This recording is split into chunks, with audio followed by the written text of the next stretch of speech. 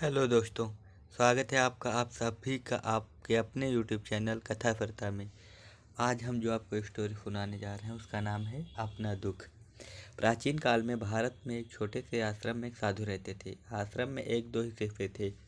वहाँ पर सभी प्रकार के लोग थे। सबका कोई ना कोई उद्देश्य होता।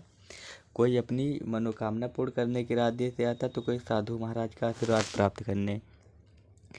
एक दिन एक परिवार वहाँ रोता पीटता आया। साधु ने उससे पूछा, क्या बात है, तुम रो क्यों रहे हो? परिवार का मुखिया बोला, साधु महाराज, हमारा इकलौता बेटा मर गया। हम दुखी हैं, हमारे घर का चिराग बुझ गया है। महाराज, हम जीना नहीं चाहते, हमें इस दुनिया के जंजाल से छुड़ाओ महाराज। साधु ने कहा, पुत्र, एक दिन सभी को मरना है, मत रो पुत्र, ये दुनिया तो विनाशोनी ही है। एक न एक दिन इसके मुंह से बाहर आओ, रोने से कोई लाभ नहीं। इस प्रकार साधु महाराज ने उन्हें अनेकों उपदेश दिए। उन लोगों में पुनः जीवन जीने की आशा का निर्माण हुआ। आश्वासन देकर वापस लौट गए कि वो लोग खुदकुशी नहीं करेंगे। घटना के कुछ दिनों पश्चात उस दंपति के यहाँ एक और पुत्र ने जन्म लिया। इसकी खुशी में वह दंपति एक दिन पुनः साधु महाराज के आश्रम में जा पहुँचे। वहाँ पहुँचते ही वो आश्चर्यचकित हो उठे। उन्होंने देखा कि आश्रम में चारों ओर शांति छाई हुई थी। कहीं भी कोई नजर नहीं आ रहा था। उस दंपति का मुखिया साधु को आवाज देता अंदर की ओर बढ़ा।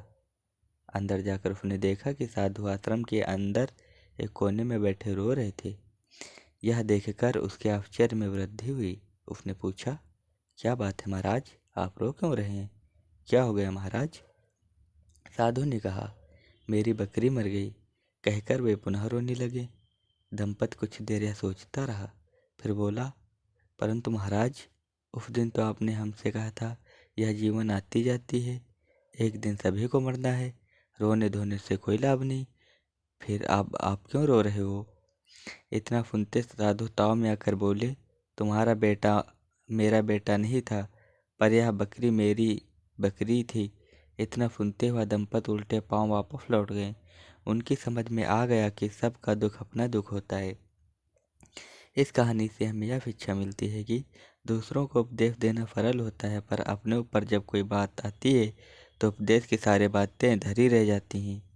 तो दोस्तों, कैसी लगी हमारी स्टोरी कमेंट करके ज़रूर बताएं और वीडियो को लाइक और सब्सक्राइब अवश्य कर दें।